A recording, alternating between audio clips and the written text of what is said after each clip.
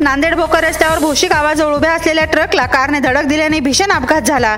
या अपघातात कारचे मोठे नुकसान झाले असून एक चाक निखळून पडले आहे। यामध्ये एका पुरुषासह 2 महिला जखमी झाल्या असून एक जण गंभीर जखमी आहे। गावकऱ्यांनी तात्काळ जखमींना रुग्णालयात हलवले आहे। नांदेडच्या देगलूर शहरात दुकानासमोर लावलेली गाडी काढण्याच्या कारणावरून जोरदार वादावादी झाली। या वादावादीत आरोपीने चक्क तलवार बाहेर काढून जीवे मारण्याची धमकी दिली। यावेळी तलवार पाहून परिसरात काही काळ दहशतीचे वातावरण पसरले होते। या प्रकरणी पोलिसांनी गुन्हा दाखल केला असला तरी आरोपी मात्र फरार आहे। शेतकरी संघटनेने आज नांदेडच्या कोंडा गावात महायुतीच्या जाहीरनाम्याची होळी केली आहे। निवडणुकीच्या काळात दिलेले शेतकऱ्यांच्या कर्जमाफीचे आश्वासन सरकारने पाळले नसल्याने हे आंदोलन करण्यात आले। शेतकऱ्यांना दिलेल्या आश्वासनाचा विसर पडल्याने यापुढील काळात तीव्र आंदोलन उभारण्याचा इशारा शेतकरी संघटनेने दिलाय। या सरकारचं करायचं काय?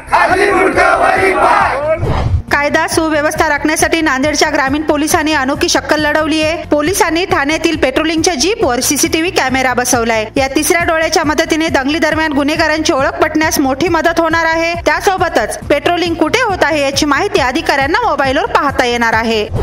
नांदेड जिल्ह्यात शक्तीपीठ महामार्गाला शेतकऱ्यांचा विरोध कायम आहे। मंडळ अधिकारी तलाठी आज अर्धापूरच्या भोगाव येथे शक्तीपीठ महामार्गाच्या मोजणीचे खांब रोवण्यासाठी आले होते, मात्र त्यांना बाधित शेतकऱ्यांनी विरोध केलाय। अधिकाऱ्यांना घेराव घालत शेतकऱ्यांनी घोषणाबाजी केली। शेतकऱ्यांचा विरोध झाल्याने अधिकाऱ्याला परत जावं लागलं।